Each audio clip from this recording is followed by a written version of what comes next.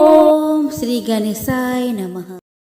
दोस्तों, शारदीय नवरात्र के 9 दिन माँ भगवती के व्रत करने के बाद 10वें दिन यानी कि दशहरे पर भगवान राम की पूजा की जाती है और दशहरे का पर्व धूमधाम से मनाया जाता है। हिंदू धर्म में विजयादशमी को बुराई पर अच्छाई की जीत के प्रतीक के तौर पर मनाया जाता है। मान्यता है कि इस दिन भगवान राम ने रावण का वध किया था। तभी से लोग हर साल आश्विन मास के शुक्ल पक्ष की दशमी को दशहरे के रूप में मनाते हैं। इस दिन रावण के पुतले का दहन करके दशहरे का त्योहार मनाया जाता है। दोस्तों, दृक पंचांग के अनुसार दसवीं तिथि 12 अक्टूबर 2024 को सुबह 10:58 पर प्रारंभ होगी और 13 अक्टूबर 2024 को सुबह 9:08 पर समाप्त होगी। दशहरा का पर्व 12 अक्टूबर 2024 शनिवार को मनाया जाएगा।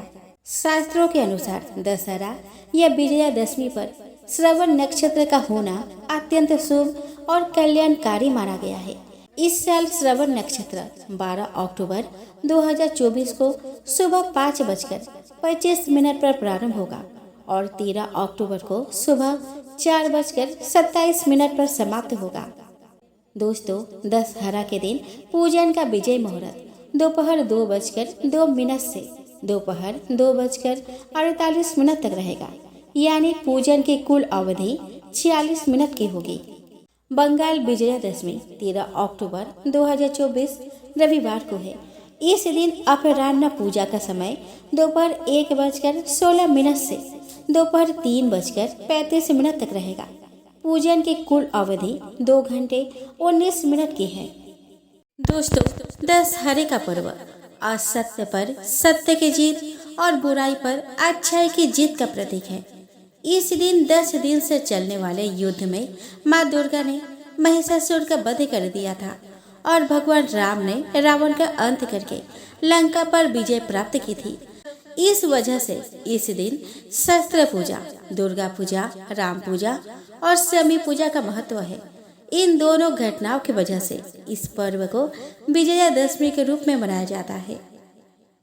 इस दिन माँ दुर्गा की प्रतिमा को विसर्जित किया जाता है। इसके साथ ही इस दिन चंडी पाठ या दुर्गा सप्तशती का पाठ व हवन करने का विशेष महत्व है। दोस्तों, दशहरे की पूजा दोपहर के समय करना उत्तम रहता है। इस दिन घर के ईशान कोण में 8 कमल की पंखुड़ियों से अष्टदल चक्र बनाया जाता है। इसके बाद अष्टदल के बीच में अपराजिताय नमः मंत्र का जप करना चाहिए और माँ दुर्गा के साथ भगवान राम की पूजा करनी चाहिए। इसके बाद माता जया को दाया की ओर और विजया को बाया की तरफ स्थापित करें। अब माता को रोली, अक्षत फूल आदि पूजा की सामग्री अर्पित करें और भोग लगाए। माता की आरती भी करें और जयकारे भी लगाए। कुछ जगह पर गाय के गोबर से 9 गोले या 2 कटोरियां बनाई जाती है। इन कटोरियों में से एक में सिक्के और दूसरे में रोली, चावल, जौ और फल रख देते हैं। इसके बाद प्रतिमा पर जौ, केले, मूली और गुड़ आदि अर्पित कर दे। अगर बही खाते या शस्त्रों की पूजा कर रहे हैं तो पूजा स्थल पर इन चीजों को भी रख दे और इन पर भी रोली व अक्षत लगाए। इसके बाद यथाशक्ति अनुसार दान दक्षिणा दे और गरीबों को भोजन अवश्य कराए। शाम के समय रावण दहन हो जाए तो समय की पत्तियां अपने परिजनों को दे दे। फिर सभी घर के बड़े बुजुर्गों की चरण स्पर्श करें, उनके आशीर्वाद प्राप्त करें। एक पौराणिक कथा के अनुसार 14 वर्ष के वनवास के दौरान लंकापति रावण ने जब माता सीता का अपहरण किया तो भगवान राम ने हनुमान जी को माता सीता की खोज करने के लिए भेजा। हनुमान जी को माता सीता का पता लगाने में सफलता प्राप्त हुई और उन्होंने रावण को लाख समझाया कि माता सीता को सम्मान सहित प्रभु श्री राम के पास भेज दे। रावण ने हनुमान जी की एक न मानी और अपने मौत को निमंत्रण दे डाला। मर्यादा पुरुषोत्तम श्री राम ने जिस दिन रावण का वध किया उस दिन शारदीय नवरात्र की 10वीं तिथि थी। राम ने 9 दिन तक माँ दुर्गा की उपासना की और फिर 10वें दिन रावण पर विजय प्राप्त की। इसीलिए इस त्योहार को विजयादशमी के रूप में मनाया जाता है। रावण के बुरे कर्मों पर श्री राम जी की अच्छाइयों की जीत हुई। इसलिए इसे बुराई पर अच्छाई की जीत के त्योहार के रूप में भी मनाते हैं। इस दिन रावण के साथ उसके पुत्र मेघनाद और उसके भाई कुंभकर्ण के पुतले भी फूके जाते हैं।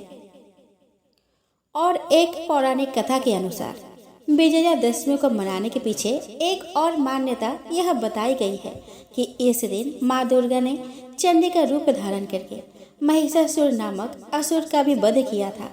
महिषासुर और उसके सेना द्वारा देवताओं को परेशान किए जाने की वजह से माँ दुर्गा ने लगातार 9 दिनों तक महिषासुर और उसके सेना से युद्ध किया था और 10वें दिन उन्हें महिषासुर का अंत करने में सफलता प्राप्त हुई थी।